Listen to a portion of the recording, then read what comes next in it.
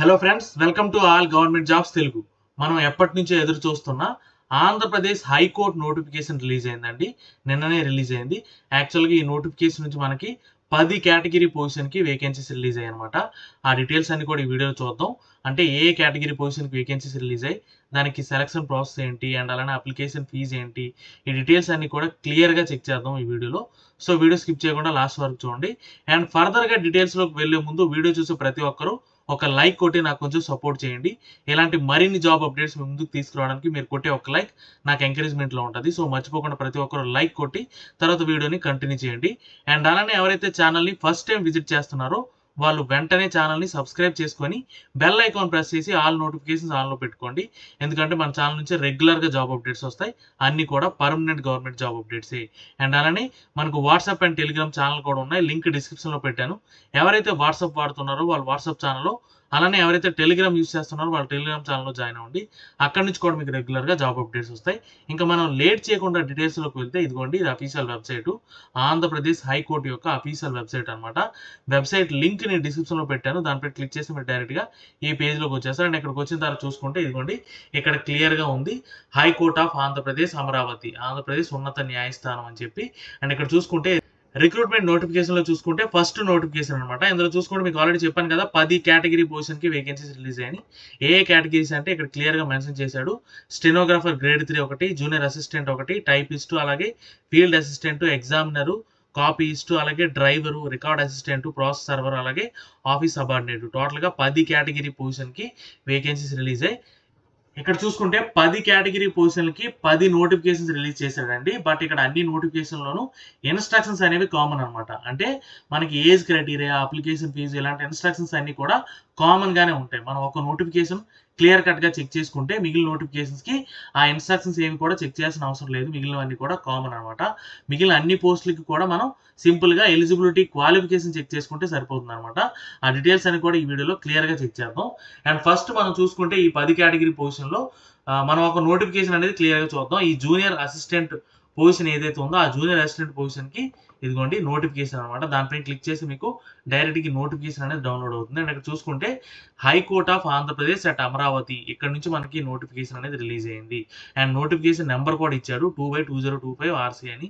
And ఈ notification ఎప్పుడు release అయిందంటే నిన్ననే రిలీజ్ అయిందండి, May 6th, నిన్న ఈవినింగ్ రిలీజ్ అయింది అనమాట ఈ నోటిఫికేషన్ అనేది. అండ్ ఇక్కడ చూసుకుంటే అన్ని కూడా డైరెక్ట్ రిక్రూట్మెంట్ బేస్ లో రిలీజ్ అయిన వేకెన్సీస్ అన్ని కూడా మనకి రాష్ట్ర ప్రభుత్వ పర్మనెంట్ ఉద్యోగాలు అన్ని కూడా. సో డెఫినెట్ గా అందరూ కూడా ఈ అవకాశాన్ని యూటిలైజ్ చేసుకోండి. అండ్ ఫర్దర్ గా మనం చూసుకుంటే ఈ జూనియర్ అసిస్టెంట్ పొజిషన్ చూసుకుంటే మీకు పే స్కేల్ ఇచ్చాడు 25,220 నుంచి 80,910. అంటే ఈజీగా మీకు 50,000 పైనే శాలరీ అనేది ఉంటుంది. అండ్ ఇంపార్టెంట్ డేట్స్ చూసుకుంటే మీకు ఆన్లైన్ అప్లికేషన్ ఓపెనింగ్ అనేది ఇంకా ఓపెన్ అవ్వలేదండి. మీకు May 13 నుంచి స్టార్ట్ అవుతుంది. అండ్ లాస్ట్ డేట్ చూసుకుంటే June 2 అనమాట. ఈ లోపే మీరు అప్లై చేసుకోవాలి. అండ్ ఫర్దర్ గా చూసుకుంటే ఈ జూనియర్ అసిస్టెంట్ కేటగిరీ పొజిషన్ కి డిస్ట్రిక్ట్ వైజ్ వేకెన్సీస్ అని కూడా మెన్షన్ చేశాడు. అండ్ అలానే కేటగిరీ వైజ్ కూడా వేకెన్సీస్ ఇక్కడ డివైడ్ చేశాడు. అంటే ఏవైతే 10 కేటగిరీ పొజిషన్స్ చెప్పుకున్నామో ప్రతి పొజిషన్ కి కూడా డిస్ట్రిక్ట్ వైజ్ వేకెన్సీస్ ఇస్తాడు. మనం ఆ నోటిఫికేషన్ ఓపెన్ చేస్తే దాంట్లో క్లియర్ కట్ గా మెన్షన్ చేస్తాడు అనమాట, డిస్ట్రిక్ట్ వైజ్ వేకెన్సీస్ అండ్ అలానే కేటగిరీ వైజ్ వేకెన్సీస్. అండ్ ఇక్కడ చూసుకుంటే ఈ జూనియర్ అసిస్టెంట్ పొజిషన్ చూసుకుంటే మీకు ఇదిగోండి అనంతపురం డిస్ట్రిక్ట్ లో మీకు 11 వేకెన్సీస్ ఉన్నాయి. అండ్ అలానే నెక్స్ట్ చూసుకుంటే చిత్తూరు అండి, చిత్తూరులో 25 vacancy, east Godavari 28 vacancies, and అలానే గుంటూరు 28, అండ్ కృష్ణ, ఇలా ఈచ్ డిస్ట్రిక్ట్ నుంచి వేకెన్సీ అని కూడా డివైడ్ చేసి ఇచ్చాడు. అవన్నీ కూడా మీరు ఇక్కడ చెక్ చేయొచ్చు అనమాట. అండ్ ఫర్దర్ గా మనం చూసుకుంటే ఎడ్యుకేషన్ క్వాలిఫికేషన్స్ అండి. ఈ ఎడ్యుకేషన్ క్వాలిఫికేషన్ చూసుకుంటే ఈ జూనియర్ అసిస్టెంట్ పొజిషన్ కి must have passed bachelor degree అని అడిగాడు. అంటే బ్యాచిలర్ డిగ్రీ ఉన్న ప్రతి ఒక్కరు కూడా ఈ పొజిషన్ కి అప్లై చేసుకోవచ్చు అనమాట. మేల్ అండ్ ఫీమేల్ ఇద్దరికి కూడా ఎలిజిబిలిటీ ఉంటుంది. అండ్ ఇక్కడ చూసుకుంటే they must have knowledge or qualification in computer operation. Computer operation లో మీకు క్వాలిఫికేషన్ అయినా ఉండాలి, లేదనుకుంటే నాలెడ్జ్ అయినా ఉంటే సరిపోతుంది అనమాట. ఓకేనా, ఇది ఎడ్యుకేషన్ క్వాలిఫికేషన్. అండ్ ఇంకొక ఇంపార్టెంట్ పాయింట్ ఏంటి అంటే ఇక్కడ లింగ్విస్టిక్ క్వాలిఫికేషన్స్ ఇచ్చాడు. అంటే ఇక్కడ మీకు ప్రతి డిస్ట్రిక్ట్ కి మీకు ఏమి ఇచ్చాడంటే లాంగ్వేజ్ ప్రిఫరెన్స్ కూడా ఇచ్చాడండి. ఈ లాంగ్వేజ్ కూడా మీకు తెలిసి ఉండాలి ఈచ్ డిస్ట్రిక్ట్ లో. అంటే కొన్ని బార్డర్ డిస్ట్రిక్ట్స్ ఉన్నాయి కదా, ఈ బార్డర్ అంటే నైబరింగ్ స్టేట్స్ యొక్క లాంగ్వేజ్ కూడా తెలిసి ఉండాలన్నమాట. ఇక్కడ చూసుకుంటే అనంతపురంకి తెలుగు, కన్నడ, అండ్ అలానే చిత్తూరుకి తెలుగు, తమిళ్. అండ్ అలానే విజయనగరం అండ్ శ్రీకాకుళం ఈ 2 డిస్ట్రిక్ట్స్‌కి చూసుకుంటే మీకు తెలుగుతో పాటు ఒరియా కూడా వచ్చి ఉండాలని చెప్పి ఇచ్చాడనమాట. ఇక్కడ క్లియర్‌గా ఒక పాయింట్ మెన్షన్ చేశాడు. ఏంటి అంటే ఇక్కడ మీకు కొన్ని డిస్ట్రిక్ట్స్‌కి 2 లాంగ్వేజెస్ ఇచ్చాడు కదా! 2 లాంగ్వేజెస్ వచ్చి ఉండాలి. ఒకవేళ 2 లాంగ్వేజెస్ వచ్చిన వాళ్ళు లేనట్టయితే ఆ రెండిట్లో ఏదో ఒక లాంగ్వేజ్ మీకు ప్రాపర్‌గా వస్తే సరిపోతుందని చెప్పి ఇక్కడ మెన్షన్ చేశాడనమాట. అండ్ ఫర్దర్‌గా చూసుకుంటే ఏజ్ లిమిట్ అండి. ఏజ్ లిమిట్ విషయానికొస్తే మినిమమ్ ఏజ్ అనేది 18 ఇయర్స్ ఉండాలి. అండ్ మాక్సిమం చూసుకుంటే మీకు 42 ఇయర్స్ వరకు ఉన్న వాళ్ళు అప్లై చేసుకోవచ్చు. ఇది జనరల్ కేటగిరీ.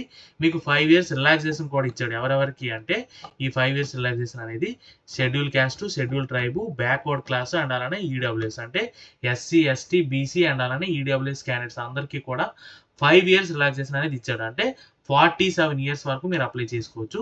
అండ్ ఏజ్‌కి క్రూషియల్ డేట్ ఏది అంటే మీకు జూలై 1 అనమాట. ఈ లోపే మీ ఏజ్ అనేది క్యాలిక్యులేట్ అవుతుంది. 18-42 ఇయర్స్ మధ్యలో ఉండొచ్చు. అండ్ దాంతో పాటు మీకు 5 ఇయర్స్ రిలాక్సేషన్ కూడా ఇచ్చాడనమాట. ఓకే. అండ్ అలానే మీకు పీడబ్ల్యూడీ క్యాండిడేట్స్‌కి అయితే 42 ప్లస్ 10 ఇయర్స్ ఏజ్ రిలాక్సేషన్ అనేది ఉందన్నమాట. Okay. And method of recruitment చూసుకుంటే మెథడ్ ఆఫ్ రిక్రూట్మెంట్ కూడా అన్నిటికీ కూడా కామనేనండి. ఇక్కడ మీకు క్లియర్‌గా మెన్షన్ చేశాడు. Objective type with multiple choice questions ఉంటాయి. 80 క్వెషన్స్ ఉంటాయి. ఇవన్నీ కూడా కంప్యూటర్ బేస్డ్ ఎగ్జామినేషన్ అనేది ఉంటదన్నమాట. ఓకేనా. మెథడ్ ఆఫ్ రిక్రూట్మెంట్ చూసుకుంటే మీకు కంప్యూటర్ బేస్డ్ ఎగ్జామినేషన్ ఉంటది. అన్ని కూడా మల్టిపుల్ చాయిస్ క్వెషన్స్ 80 క్వెషన్స్ ఉంటాయి. అందులో 80 క్వెషన్స్‌లో మీకు 40 క్వెషన్స్ అనేవి జనరల్ నాలెడ్జ్ పైన ఉంటాయి. అండ్ మిగిలిన 40 క్వెషన్స్ అనేవి ఇంగ్లీష్ లాంగ్వేజ్ పైన ఉంటాయన్నమాట. ఓకేనా. టోటల్‌గా 80 క్వెషన్స్. ఈచ్ రైట్ ఆన్సర్‌కి 1 మార్కు. నెగెటివ్ మార్కింగ్ కోసం ఎక్కడా కూడా మెన్షన్ చేయలేదు. అండ్ మీకు టైం అనేది 90 మినిట్స్ ఉంటది. అంటే 80 క్వెషన్స్ 80 మార్క్స్‌కి 90 మినిట్స్ టైం అనేది ఉంటదన్నమాట. అన్నిటికీ కూడా సేమ్ ప్యాటర్న్ అండి. ఇక్కడ ఇచ్చిన 10 కేటగిరీ పొజిషన్స్‌కి కూడా ఎగ్జామినేషన్ ప్యాటర్న్ అనేది సేమ్. 80 క్వెషన్స్ 90 మినిట్స్ 40 క్వెషన్స్ ఏమో general knowledge, 40 questions general English ఉంటది. అండ్ బట్ కొన్ని పొజిషన్స్‌కి మాత్రం స్కిల్ టెస్ట్ కూడా ఉంటదన్నమాట. స్కిల్ టెస్ట్‌కి 50 క్వెషన్స్ ఉంటాయి. 50 మార్క్స్‌కి అనేది స్కిల్ టెస్ట్ అనేది ఉంటుందన్నమాట. ఓకేనా. అండ్ ఫర్దర్‌గా చూసుకుంటే పేపర్ అనేది ఇంగ్లీష్ అండ్ తెలుగు 2 లాంగ్వేజ్‌ల్లో కూడా ఉంటది. మనం తెలుగులో కూడా ఎగ్జామ్ అనేది రాయొచ్చు. అండ్ సిలబస్ కూడా క్లియర్‌గా మెన్షన్ చేశాడు. జనరల్ నాలెడ్జ్‌లో ఏముంటాయి, ఇంగ్లీష్‌లో ఏముంటాయి. ఇండివిడ్యువల్‌గా ప్రతి పొజిషన్‌కి కూడా సిలబస్ అనేది క్లియర్‌గా మెన్షన్ చేశాడు. అవి చూసి మీరు ప్రిపేర్ అవ్వచ్చు. ఓకే. అండ్ ఎగ్జామినేషన్ ఫీజ్ విషయానికొస్తే మీకు ఓపెన్ కాంపిటీషన్ అంటే అన్‌రిజర్వ్డ్, ఈడబ్ల్యూఎస్ అండ్ బీసీ క్యాండిడేట్స్‌కి ₹800 పే చేయాలి ఆన్‌లైన్‌లో. అండ్ అలానే ఎస్సీ, ఎస్టీ, పీడబ్ల్యూడీ క్యాండిడేట్స్ అయితే ₹400 పే చేయాలన్నమాట. అంటే కేటగిరీ వైజ్ ఇక్కడ అప్లికేషన్ ఫీజ్ అనేది డివైడ్ చేసి ఇచ్చాడన్నమాట. ఓకేనా. అండ్ ఇక్కడ చూసుకుంటే మీకు హెల్ప్ డెస్క్ కూడా ఇచ్చాడు. కాంటాక్ట్ డీటెయిల్స్, ఈమెయిల్ ఐడి ఇచ్చాడు. అండ్ అలానే నెంబర్ కూడా ఇచ్చాడు. మీకు ఏమైనా డౌట్స్ ఉంటే ఈ నోటిఫికేషన్ రిలేటెడ్‌గా ఏమైనా డౌట్స్ ఉంటే ఈ నెంబర్‌కి, ఈ మెయిల్ ఐడికి మీరు కాంటాక్ట్ చేస్తే డెఫినిట్‌గా వాళ్ళు రెస్పాండ్ అవుతారనమాట. అండ్ మనం ఇక్కడ చూసుకుంది ఏంటి అంటే ఇక్కడ ఏదైతే డీటెయిల్స్ చూసామో, ఏవైతే ఇన్‌స్ట్రక్షన్స్ చూసామో అవన్నీ కూడా మిగిలిన అన్ని కేటగిరీ పొజిషన్‌కి కామన్ ఇన్‌స్ట్రక్షన్స్ కామన్. అంటే మనం ఇక్కడ చూసుకున్నాం ఏజ్ క్రైటీరియా అండ్ అలానే అప్లికేషన్ ఫీజు, సెలక్షన్ ప్రాసెస్ ఇవన్నీ కూడా కామన్ అన్నమాట. అన్ని పొజిషన్‌కి కూడా కామన్.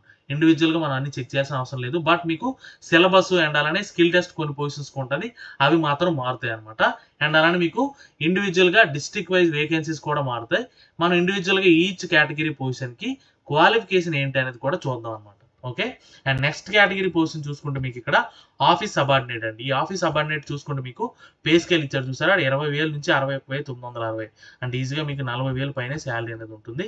అండ్ మీకు ఇక్కడ చూసుకుంటే ఈ పొజిషన్‌కి ఆఫీస్ సబార్డినేట్ పొజిషన్ చూసుకుంటే ఇండివిడ్యువల్‌గా ఇన్‌స్ట్రక్షన్స్ అన్ని ఇచ్చాడు. అవన్నీ కూడా కామనే.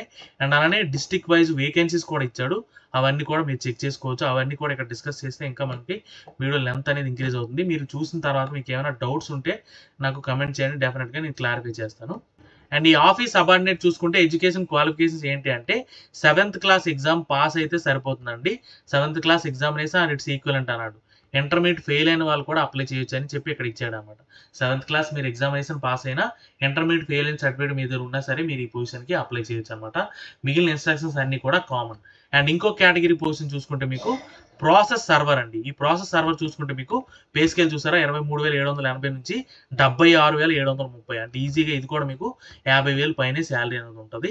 అండ్ ఎడ్యుకేషన్ క్వాలిఫికేషన్ విషయానికి వస్తే మీకు ఈ పొజిషన్‌కి మీకు 10th క్లాస్ పాస్ అయితే సరిపోతుందండి. ఇదిగోండి passed SSC examination or its equivalent అని అడిగాడు. మీకు 10th క్లాస్ పాస్ అయితే ఈ పొజిషన్‌కి మీరు అప్లై చేసుకోవచ్చు. అండ్ ఇంకో కేటగిరీ పొజిషన్ చూసుకోండి మీకు రికార్డ్ అసిస్టెంట్ అండి.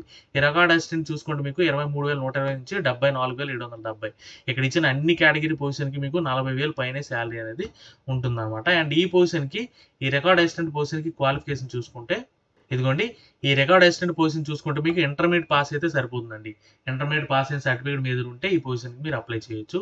అండ్ నెక్స్ట్ కేటగిరీ పొజిషన్ అండి డ్రైవర్ అండి, లైట్ వెహికల్ డ్రైవర్. ఈ లైట్ వెహికల్ డ్రైవర్ చూసుకుంటే ఇవన్నీ కూడా ఆల్రెడీ చెప్పాను కదా, డైరెక్ట్ రిక్రూట్మెంట్ బేస్లో రిలీజ్ అయిన వేకెన్సీసే.